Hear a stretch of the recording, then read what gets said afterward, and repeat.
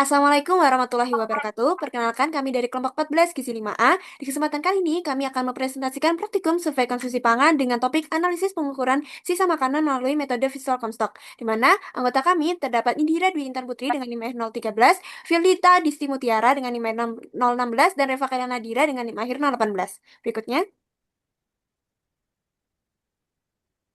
Berikutnya terdapat pendahuluan di mana visual Comstock atau metode visual Comstock ini merupakan suatu teknik observasi cepat untuk menilai sisa makanan dengan cara memperkirakan persentase porsi yang tidak dimakan atau sisa makanan menggunakan skala bertahap berdasarkan jumlah makanan yang tertinggal atau bersisa di piring. Di mana pada praktikum ini dilaksanakan pada Senin, tanggal 18 November 2025, pukul 9 sampai 10.40 waktu Indonesia bagian Barat di RK 11 lantai 3 Fakultas Kesehatan Masyarakat Universitas Erlangga. Dalam melaksanakannya digunakan beberapa alat dan beberapa bahan sederhana seperti formulir visual Comstock di mana digunakan pada praktikum ini yaitu skala 4, skala 6, dan skala 7. Lalu juga formulir penimbangan yaitu untuk widget food record sebagai metode pembanding atau gold standarnya, alat tulis, timbangan makanan, perlengkapan makan, sarung tangan, masker, tabel TKPI untuk memperhitungkan zat gizi dari makanan yang dikonsumsi atau sisa, Excel, serta kamera atau HP. Di mana bahan yang diamati meliputi makanan padat, makanan pagi, siang, dan malam, makanan lunak, makanan pagi, siang, dan malam, dan juga makanan cair yang juga terdapat tiga, yaitu makanan pagi, siang, dan malam, serta duplikasi menu yang disiapkan oleh setiap kelompok untuk keperluan penilaian sisa makanan. Berikutnya. Berikut ini merupakan biodata responden yang kami gunakan atau yang kami buat, yaitu dengan nama responden kami adalah Sifaju dengan jenis kelamin perempuan, tanggal lahir 7 Maret 2005 sehingga berusia 20 tahun dan berat badannya 50 kilo serta bertinggi badan 153 cm. Berikutnya.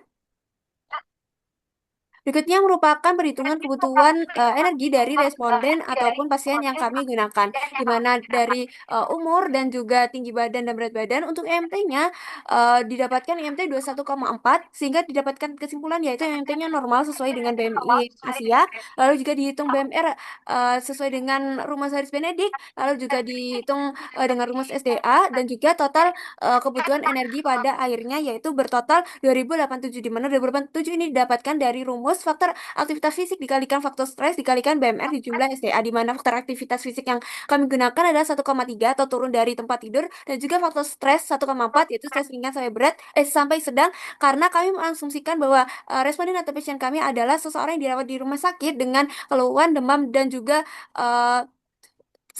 masalah saluran pencernaan, sehingga dengan perhitungan faktor aktivitas dan faktor stres yang kami terapkan. Lalu selanjutnya setelah didapatkan total kebutuhan energi sebesar 2087 kalori ini, kami konversikan dengan kebutuhannya seberapa protein, lemak, karbohidrat, dan seratnya, yaitu kami gunakan protein 20% atau sebesar 104,3 gram, lemak 25% dengan atau sama dengan 58,0 gram, dan juga karbohidrat 55% atau berjumlah 286,9 gram, dan serat berdasarkan AKG umurnya yaitu 32 gram. Selanjutnya. Tadi berikut merupakan analisis alur konsumsi pengukuran pada bisa konsumsi pada makanan padat. Terlihat pada perilaku pengukuran 1, pengukur 2, dan juga pengukur 3, pada asupan protein dan lemak pada responden ini cenderung underestimated. Estimasi dari pengukur 1, 2, dan juga 3 ini menghasilkan angka protein dan lemak yang lebih rendah dibandingkan dengan gold standar, yaitu weighing Comstock. Yang dimana asupan energi ini juga cenderung overestimated. Semua pengukur menunjukkan estimasi energi yang lebih tinggi dibandingkan dengan gold standar. Namun pada karbohidrat dan juga serat ini memiliki estimasi yang cukup akurat. Pengukuran pada pengukur 1, 2, dan juga 3 ini mendekati gold standard weighing Comstock, meskipun memiliki persentase keakuratan ini masih cenderung underestimated. Selanjutnya. Lalu berikut merupakan analisis asupan pada makanan lunak yang di sini memiliki perbedaan hasil di mana bahwa asupan lemak pada responden SH ini memiliki asupan yang underestimated. Estimasi dari semua pengukur menghasilkan nilai asupan lemak yang lebih rendah dibandingkan dengan gold standard. Begitu juga dengan serat yang memiliki estimasi yang overestimated. Persentase estimasi serat ini dari pengukur 1, 2, dan juga 3 ini cenderung lebih tinggi dibandingkan gold standard. Namun pada karbohidrat dan protein ini memiliki estimasi yang cukup akurat, memiliki nilai yang mendekati gold standard meskipun memiliki persentase keakuratan ini masih cenderung underestimated. Lalu pada pengaruh tekstur makanan ini, tekstur lunak ini membuat enumerator itu lebih sulit memperkirakan persentase porsi sisa makanan secara visualnya, sehingga mempengaruhi hasil sensitivitas estimasi tiap zat gizinya. Next. Lalu di sini merupakan analisis asupan konsumsi pada makanan cair di mana memakai perbedaan hasil juga yang di mana asupan energi dan juga karbohidrat pada level yang biasa ini cenderung overestimated di mana estimasi visual pada semua skala ini lebih tinggi dibandingkan gold standard weighing consult.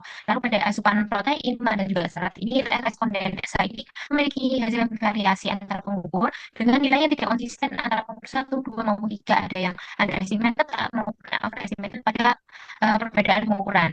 Lalu pada pengukur 3 ini terlihat bahwa pengukur 3 merupakan hasil yang paling akurat dan presentasi estimasi ini paling mendekati gold standar, terutama pada penggunaan skala 6 dan juga 7. Boleh next?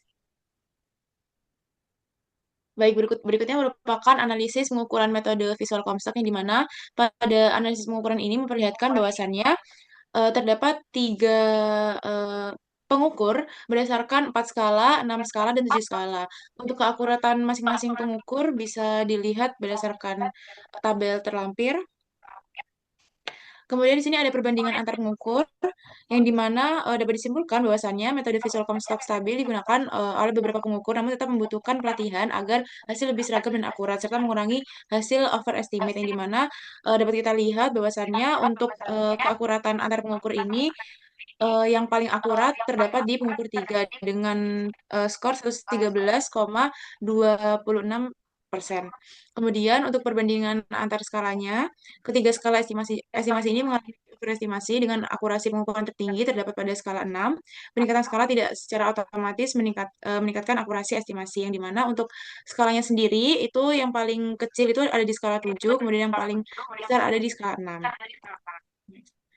Nah, untuk kekurangan metode sendiri, yang pertama rentan terhadap bias, baik overestimate maupun underestimate, terutama jika bentuk makanannya ini berubah setelah dikonsumsi. Kemudian yang kedua, memiliki reliabilitas yang lebih rendah dibandingkan metode penimbangan yang dianggap sebagai standar emas dalam penilaian food waste klinis.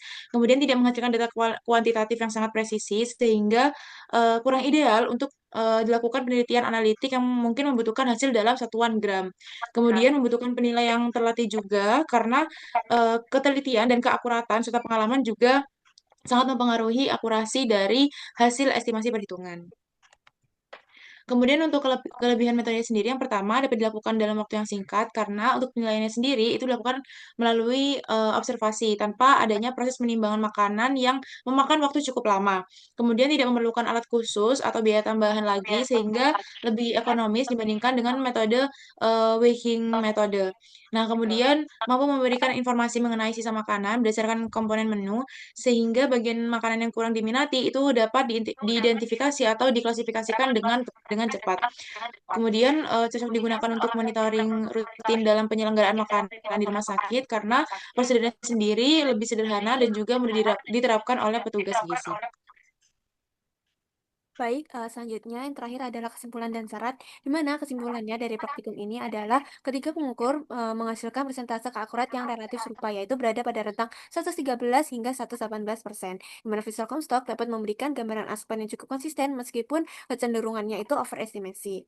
Untuk akurasi metode ini masih dipengaruhi oleh subjektivitas dan pengalaman dari masing-masing pengukur, sehingga untuk sarannya adalah perlu dilakukan pelatihan rutin bagi seluruh pengukur. Dapat digunakan foto atau dokumentasi sebelum dan sesudah makan sebagai pembanding, serta dilakukan kombinasi visual construct dengan metode lain untuk meningkatkan validitas data dan memverifikasi potensi overestimasi atau underestimasi. Selanjutnya, berikut merupakan daftar pustaka yang kami gunakan sebagai acuan kami dalam mengerjakan dan menginterpretasikan data. Selanjutnya, baik, terima kasih. Kurang lebihnya kami mohon maaf. Wassalamualaikum warahmatullahi wabarakatuh.